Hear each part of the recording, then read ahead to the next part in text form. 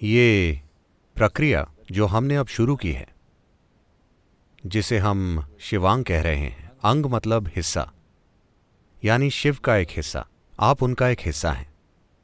तो सृष्टिकर्ता का एक हिस्सा होना, ये रूपांतरण की यात्रा सृष्टि का एक हिस्सा होने से लेकर सृष्टिकर्ता का एक हिस्सा होने तक की है। ये ऐसी चीज है जो हम सभी में समाई हुई है, ना सिर्फ इंसानों का बल्कि हमारे आसपास जीवन के हर रूप का भी वही स्रोत है। लेकिन हमारे पास जो सबसे बड़ा अवसर है या जो सबसे बड़ी चुनौती है, हमारे जीवन में जो सबसे बड़ी संभावना है, वो ये है कि हमारे अंदर उसका अनुभव करने की क्षमता है। हम उसे एक चेतन प्रक्रिया में बदल सकते हैं। कोई भी दूसरा जीव ये नहीं कर सकता। कोई भी अन्य प्राणी, हालांकि वो भी उसी से बने हैं, लेकिन वो कभी ये नहीं जान सकते कि वो उससे बने हैं। लेकिन अगर आप अपने दिल में भक्ति की अग्नि प्रज्वलित कर लें, तो आप यहां धरती के एक टुकड़े की तरह नहीं जिएंगे, बल्कि आप यहां शिव के एक अंग या हिस्से के रूप में जिएंगे।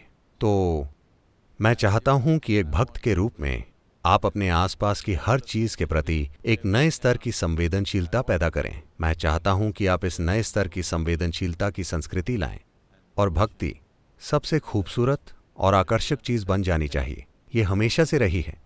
This is what human heart longs for, that it wants to be on fire without reason. इंसान का दिल इसी चीज की इच्छा रखता है। ये बिना किसी वजह से प्रज्वलित रहना चाहता है। अगर ये बिना किसी वजह से प्रज्वलित नहीं है, तो आप इसे हार्मोन्स की मदद से प्रज्वलित करेंगे। अगर भक्ति नहीं है, तो आप किसी से लगाव रखने की बुरी तरह से कोशिशें करते रहेंगे। अगर भक्ति है, तो आप देखेंगे कि आप जो भी चाहते हैं वो आपके अंदर ही हो रहा है। सबसे खूबसूरत चीजें आपके अंदर ही हो रही हैं।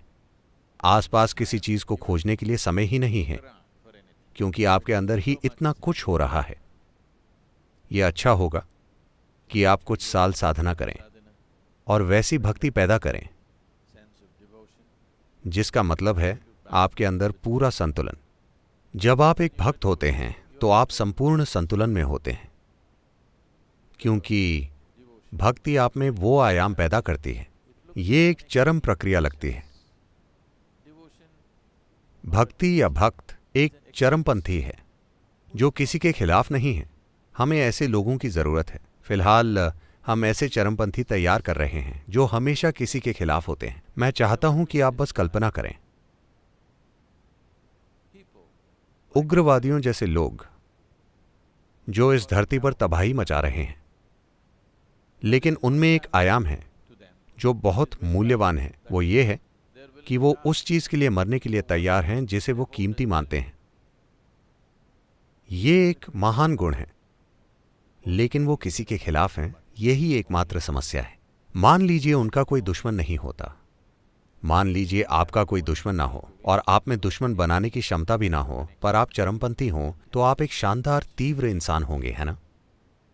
एक बहुत ही तीव्र और शानदार जीवन होंगे आप, अगर आप बस इतना करें कि अपने अंदर कोई दुश्मन ना बनाएं। अगर आप कोई दुश्मन नहीं बनाते और आप एक चरमपंथी हैं, तो ये जीने का जबरदस्त तरीका है, क्योंकि आप एक तीव्र जीवन जिएंगे, पूरी तरह से तीव्र। जब आप किसी चीज के खिलाफ नहीं होते और किसी चीज के साथ भी नहीं होते, बस एक चरमपंथी, तो आप जीवन के जबरदस्त अंश होंगे।